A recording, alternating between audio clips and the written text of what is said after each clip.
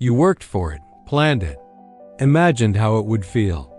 And when it finally happened, the excitement lasted a moment. Then something strange settled in. Not sadness, not joy, just emptiness. Why does the thing you wanted sometimes leave you feeling nothing at all? You tell yourself you should be grateful. You achieved something real, a promotion, a finished project, a degree, a milestone you once thought would change everything. But later that night, when you're alone, there's a quiet drop in your chest. Your mind starts scanning for the next thing. What now? Is this it? Why don't I feel different? And that's the part no one talks about, because achievement is supposed to feel full. But for you, it feels like standing at the top of a staircase and realizing there's no more steps. You might even question yourself. Am I ungrateful? Am I broken? Why can't I just enjoy this? Over time, this pattern changes how you relate to success. You start chasing goals not because you love them, but because the chase itself feels alive. When you're striving, you feel focused. When you're reaching, you feel purposeful. But when you arrive, you feel oddly lost. This isn't random. It's a psychological pattern. And it has less to do with ambition and more to do with how your brain is wired. But to understand it, you have to see what achievement really does to the nervous system. First, this doesn't mean you're incapable of happiness. It doesn't mean you're never satisfied. It means your brain adapted to something. Emptiness after achievement is often a byproduct of a system that learned to survive through striving. For some people, worth wasn't something you had. It was something you proved, through grades, through performance, through being impressive. So your brain made a quiet rule: movement equals safety, stillness equals risk. When you're climbing, you're in control. When you arrive, you're exposed. That emptiness? It's not failure, it's withdrawal from motion. And that changes everything. Let's break this down. Your brain runs heavily on dopamine. Dopamine is not the pleasure chemical. It's the pursuit chemical. It spikes when you anticipate a reward, not when you receive it. Cause gives mechanism gives result. Cause, you set a goal. Mechanism, dopamine rises as you move toward it. Result, you feel motivated, focused, alive. But when you achieve it, dopamine drops. The brain resets. This is called hedonic adaptation. Your nervous system quickly recalibrates to the new normal. It's like climbing a mountain in thick fog. The climb feels intense. Your senses are sharp, but when you reach the top, the fog clears. There's no more upward movement. The stimulation decreases.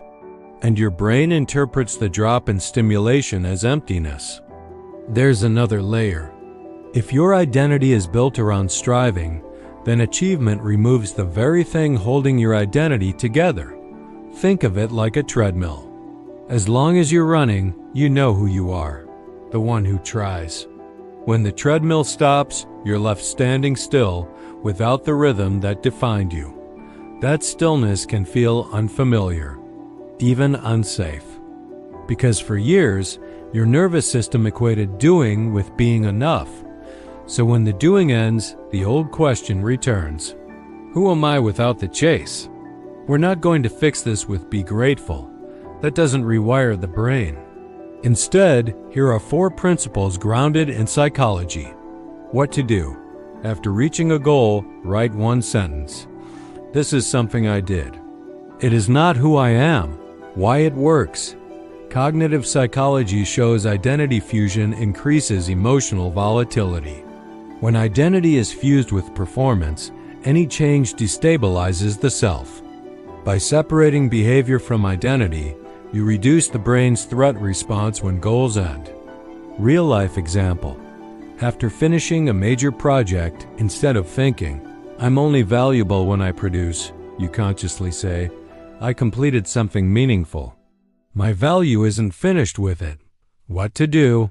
Within 48 hours of achieving something, create a small routine unrelated to achievement. Why it works? The brain craves predictable patterns. Routine stabilizes dopamine at baseline levels. This prevents the sharp drop that feels like emptiness. Real-life example. After getting promoted, you start a simple evening walk ritual.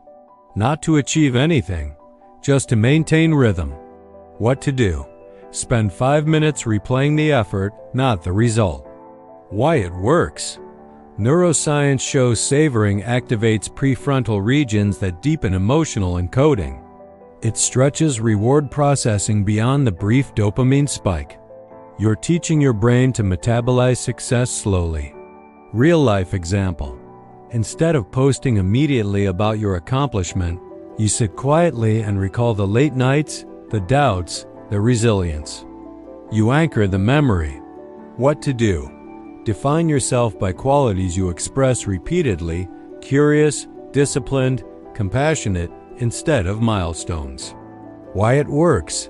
Traits are stable across contexts. Goals are temporary. When identity is trait-based, achievement doesn't create a vacuum. Real-life example. Instead of, "I'm successful because I got the job," you shift to, "I'm someone who follows through." The job may change.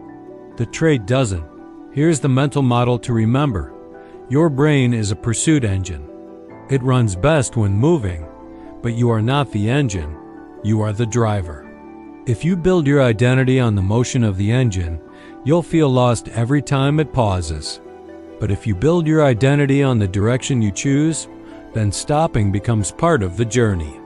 Achievement isn't supposed to complete you. It's supposed to express you. There's a difference. That emptiness you feel after success isn't proof that nothing matters. It's proof your nervous system is adjusting. You were built to chase. But you're also capable of staying with the quiet, staying with the stillness, staying long enough to feel something deeper than a spike. Because fulfillment is slower than excitement. And sometimes the real work is learning how to stand still without needing another mountain. Maybe the question isn't, "Why don't I feel happy?" Maybe it's, "Who am I when there's nothing left to prove?" And that's a quieter, but more powerful place to begin.